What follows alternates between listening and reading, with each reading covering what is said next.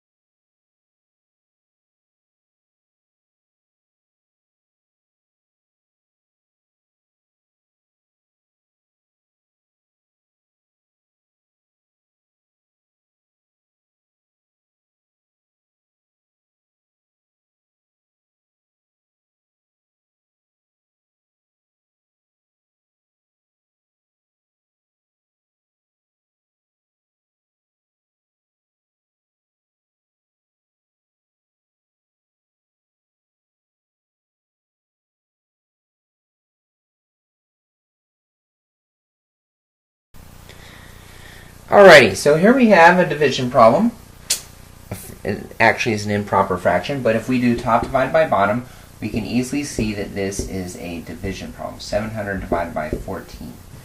Now this problem right here is a little bit more difficult than it needs to be because the 14 is a two-digit divisor. So what we can do is we can reduce this fraction, or not reduce it all the way, but we can get an equivalent fraction that equals 7/14, and then divide it, and that hopefully will make our divisor a one-digit divisor.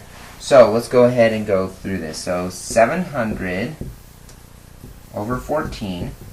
If I divide top and bottom by 2,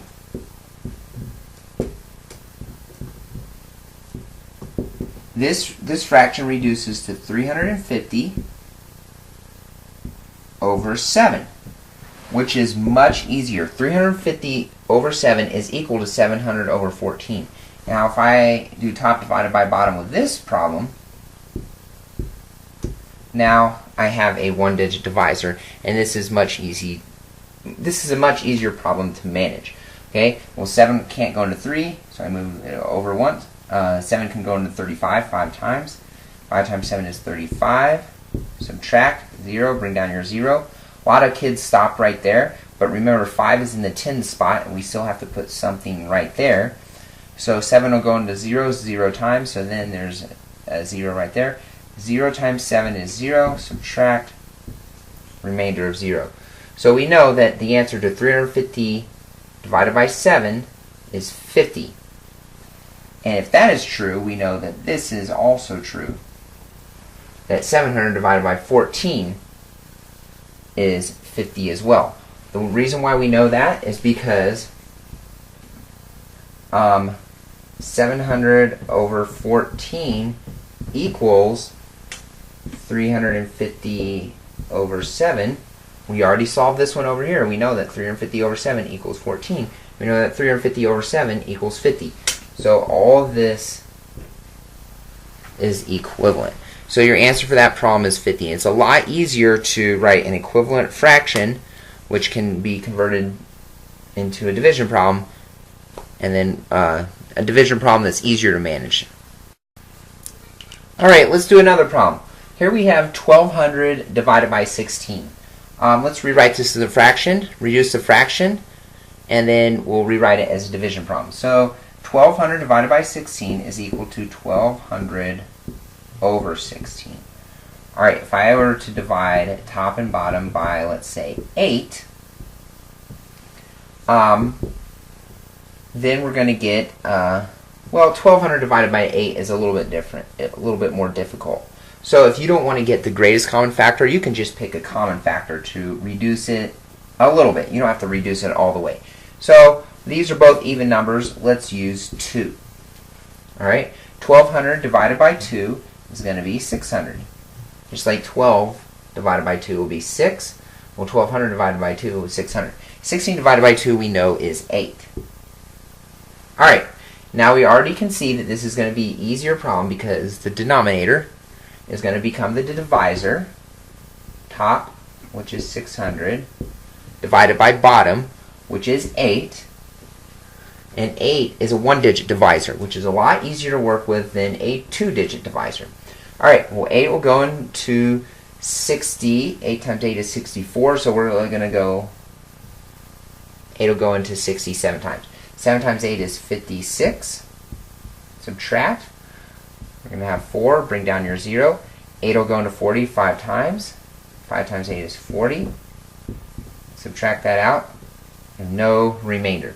So the answer to 1200 divided by 16 would be 75. If you want to check that really quick, a lot of times when I tell you to check a problem on your math test or redo a problem, it would be a good idea to check something. What's 75 times 16?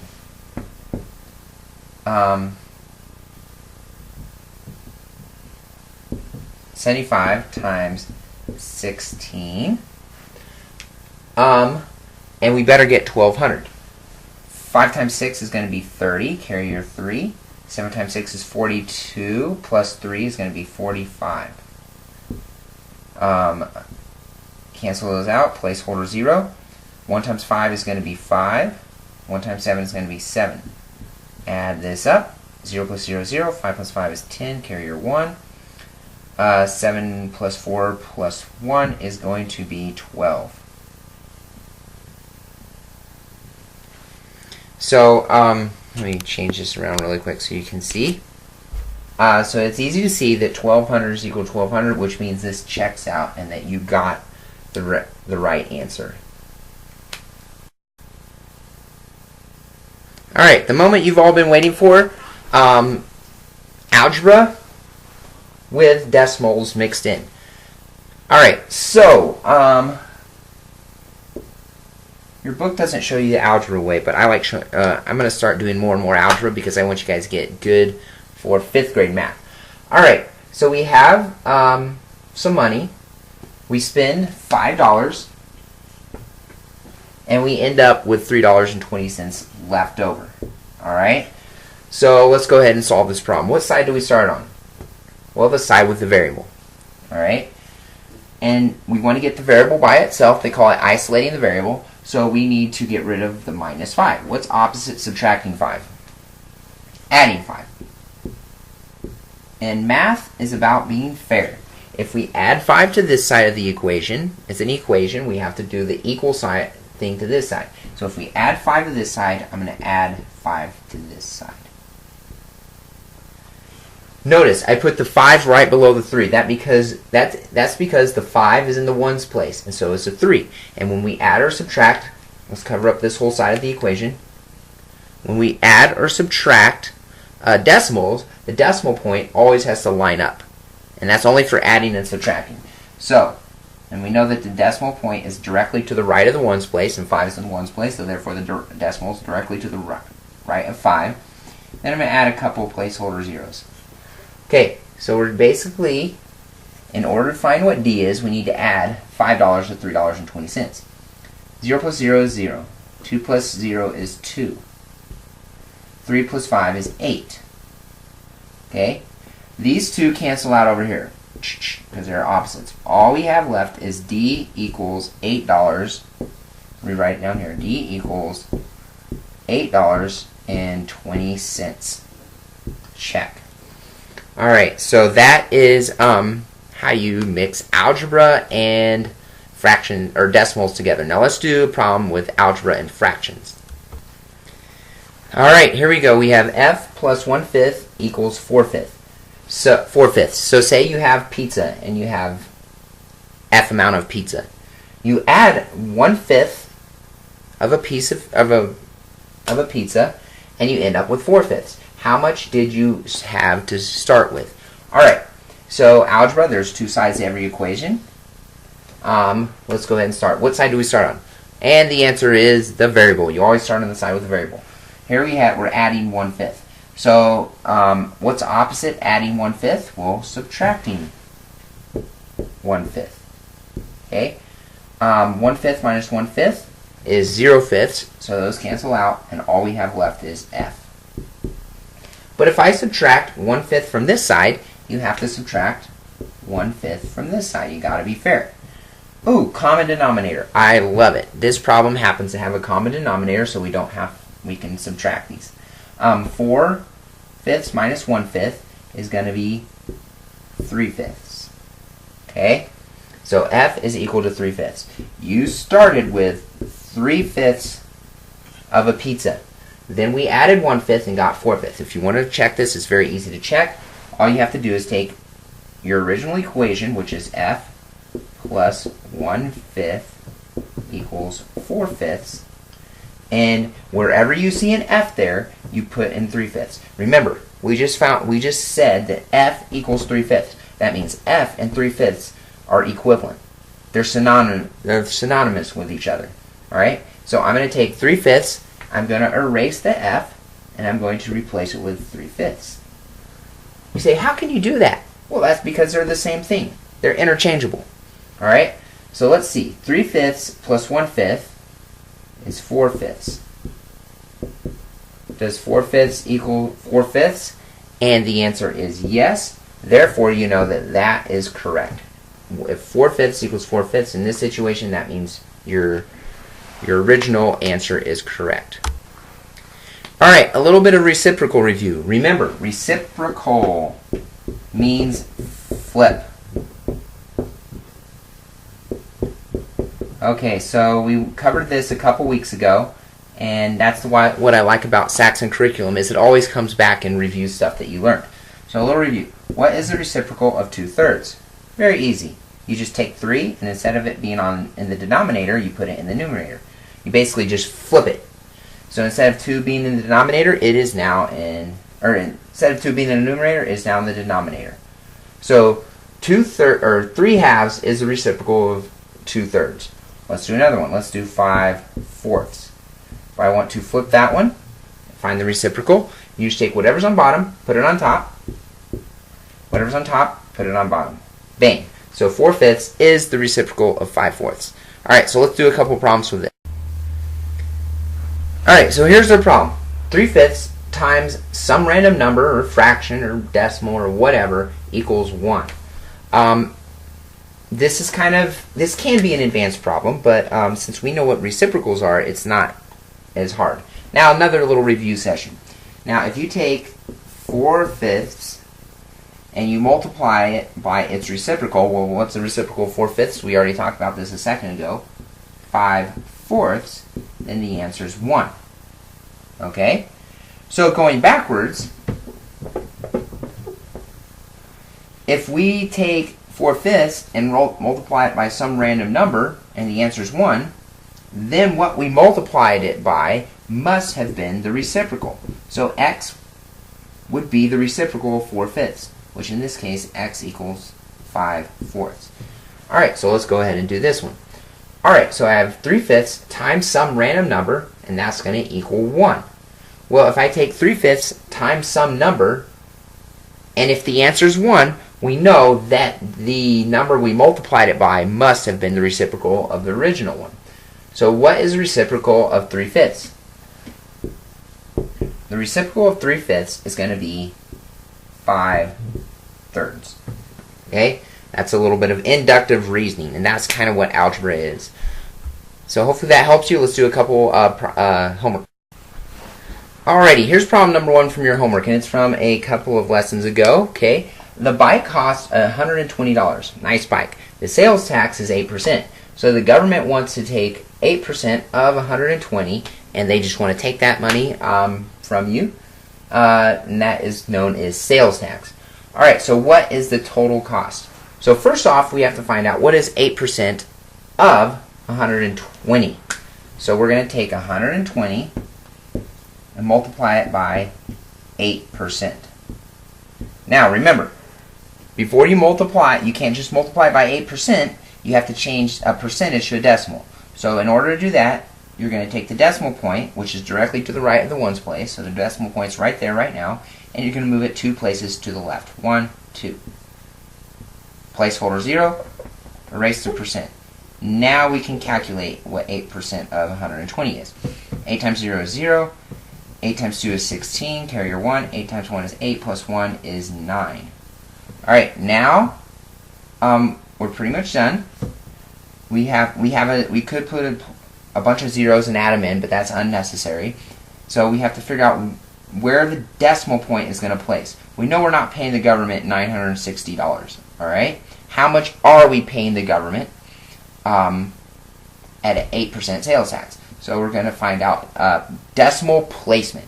Since the decimal has been moved 2 places to the left on top of the problem, how many places to the left does the decimal need to be moved on bottom of the problem? Well, that is 2 places.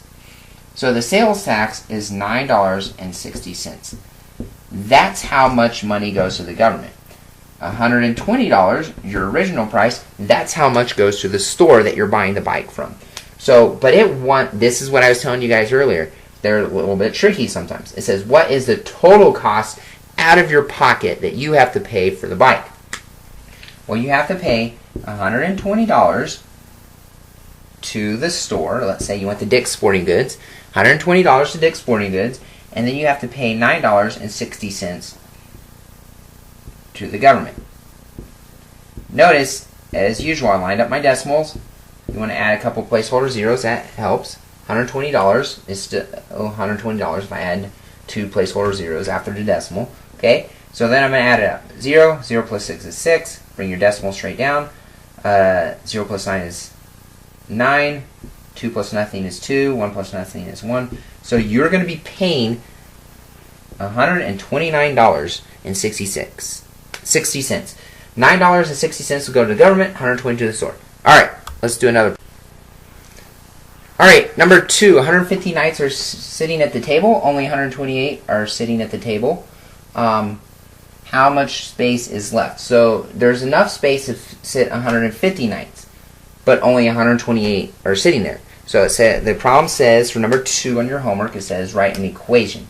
So we know that 128 are sitting there, plus X amount of spaces, and that's going to equal a total of 150 knights. Algebra, what side do you start on, left or right? Well, it depends on where the variable is. The variable is on the left, so I'm going to start on the left. I'm going to get rid of 128, so I'm going to subtract 128. If I subtract 128 from one side, you got to do it to the other side. 128, this cancels out. All you have left is X. Alright, I'm going to borrow from the 5 here now. Just a standard subtraction problem. It's going to become a 4. That's going to become a 10. 10 minus 8 is 2. 4 minus 2 is 2. 1 minus 1 is nothing. It's a little off center there, so let me organize that better. So X is going to be 22. There are 22 open spaces for Knights of the Round Table. And let's move to the next problem. Alright, number 7 is a little bit difficult. So let me go ahead and go over this problem with you so your homework won't be as painful. Alright, so we're going to subtract 6 from both sides. Alright, we start on the side with a variable. We want to get rid of the 6, so I'm going to subtract 6. That cancels out, and that gives us a negative W. Alright, now this problem right here, 1 4/5 minus 6. If you have $1.80, or $1 and 4/5 of a dollar, and when you subtract $6, you can't really do it. So you're going to end up with a negative answer right here. Alright, so in order to do a negative problem, what you do is I sing a little song. Same signs add, different signs subtract. Take the sign of the bigger number, then you'll be exact. Alright, so in this case, we're going to take 6 minus 1 and 4/5. Alright, what goes up here? You guys know how to do these problems. Well, I need to borrow from the 6, so that's going to become a 5, and this is going to be 5/5 because I want a common denominator. 5/5 minus 4/5 is going to be 1/5. 5 minus 1 is going to be 4. So over here we're going to put 4 and 1/5. And if you have an algebra problem that looks like this, a negative variable equaling a negative number, basically I'm going to change this to a positive. And we'll talk more about how this happens later. But for now, if I switch the sign on this side, then I have to switch the sign on this side. That means W is going to equal a positive 4 and 1/5. So this is your answer. A little bit difficult, which is why I put it on here. Alright, hope that helps. Have an awesome night.